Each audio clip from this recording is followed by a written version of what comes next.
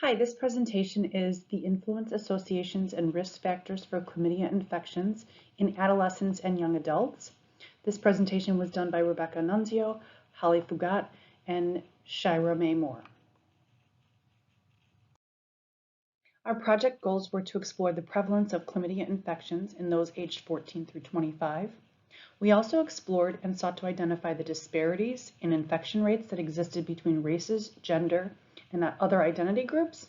Finally, we identified practical and clinical recommendations that can be used to impact the rates of chlamydia infections among young and marginalized people. The focus here is how we can reduce infection rates in young people and at-risk populations, but first we need to know a little bit about chlamydia. Chlamydia is one of the most common curable bacterial STIs in the US. Transition can happen via several channels, which include vaginal, anal, and oral sex. Chlamydia can result in serious complications of the reproductive system, including pelvic inflammatory disease, obstruction of the fallopian tubes, and other issues with fertility.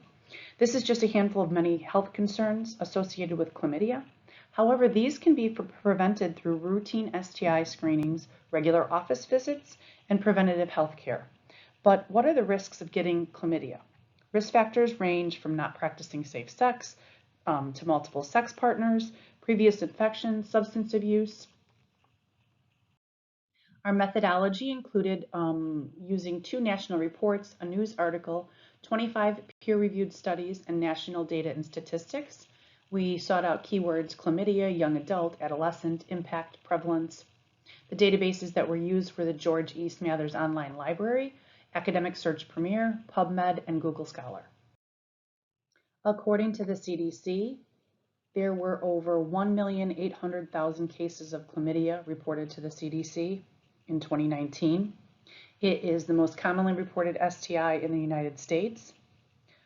There were over 550 cases per 100,000 people in 2019, and this was an increase of nearly 3% up from 2018. Rates of chlamydia increased among men by over 30% during 2015 to 2019. Increased rates among gays, bisexual, and men who have sex with men were higher. Highest rates of chlamydia among adolescents and young adults, and approximately 61% of all chlamydia cases that were reported to the CDC were those that were aged 15 to 25. As you can see the reported rates of chlamydia by age group, you can see that those that are aged 15 through 25 are the largest group, and females are disproportionately affected by chlamydia infections. As stated before, the age group 15 to 24 is the most affected group with chlamydia cases. And in 2019, California and Texas had the highest rates of chlamydia. California had over 200,000 and Texas had over 125,000 cases. Rates of chlamydia disproportionately affect the Black population in the United States. Chlamydia is also has higher instances in impoverished neighborhoods. According to Ford and Browning, higher rates of chlamydia are more likely to occur in residentially unstable communities, involve residents that engage in risk-taking behaviors due to weakened or lack of social connections, trust, and control. The neighborhood in which an adolescent grows up in can influence their decision-making when choosing future partners. And adolescents and young adults who live in a neighborhood experiencing concentrated poverty may engage in high-risk sexual behaviors due to the pool of partners in their neighborhood compared to their peers in higher socioeconomic groups. Some more of the significant findings that we found were that many adolescents and young adults who are sexually active are not engaging in regular screening for chlamydia.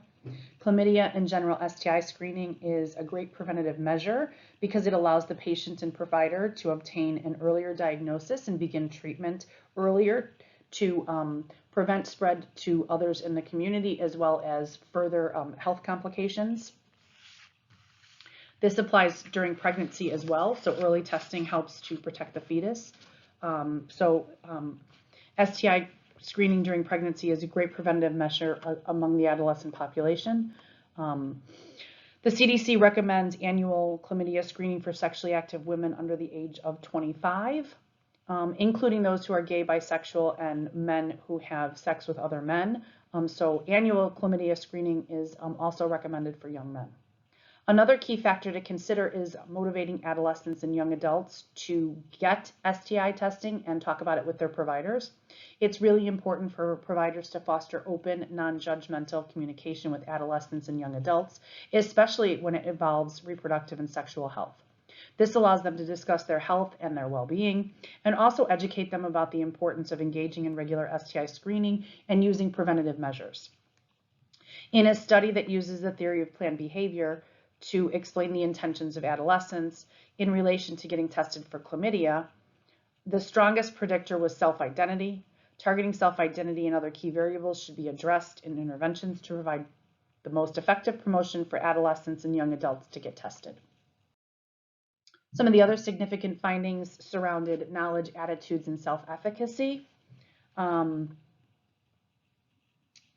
Several studies recognize the correlation between low education levels and instances of infection. Another issue that arose was discomfort and oftentimes a complete lack of conversations about STD and STI testing with healthcare providers. And according to the Youth Risk Behavior Surveillance Survey, nearly 50% of young people report not using a condom at their last intercourse, and over 90% report never having any STI testing. Lack of testing and condom use could be due to lack of knowledge, low education levels, and lack of a conversation with healthcare providers. Thorough analysis of research efforts, public health implications are considered. These include practicing safe sex through usage of condoms and limiting the number of sexual partners. Another implication is increasing knowledge in the importance of STI screening and tests. It's also inferred for physicians to encourage STI testing as well. Some of the practical and clinical considerations suggested by our authors that may make the greatest impact would be to increase sex education and to ensure that it's comprehensive sex education and eliminate any abstinence-based or abstinence-only sex education programs. This would require a federal mandate, seeing as currently each state and sometimes each school district makes its own policies regarding sex education. Universal policies would ensure all U.S. adolescents receive the proper information on how to best protect themselves and their partners. Another recommendation is to create and utilize school-based health clinics. Studies showed that young people were more apt to use those services, felt comfortable with those providers, and were able to access condoms when needed, and were able to obtain more timely testing due to the convenience and the ease of the clinic locations. Finally, several studies recommended more frequent and different testing methods. Instead of STI testing being opt-in testing, we could ensure better and more frequent testing if STI testing was opt-out testing. That way, every blood and urinalysis that was taken would automatically screen for STIs. This would help to ensure that pregnant mothers were tested more frequently also in order to protect the fetus. Another recommendation was at-home swabbing kits. They were viewed favorably by people that use them and could be an easy option to increase testing. If one could self-test themselves at home and not have to go to a clinic after unprotected sex, identifying infections and treating them faster could reduce complications and then chance to infect a new partner. We've talked about chlamydia data sets, our project goals and methodology, the risks and prevalences and the significant findings. We discussed the health implications and the practical and clinical considerations. Thank you for watching our presentation, and I hope you enjoyed it. Have a great day.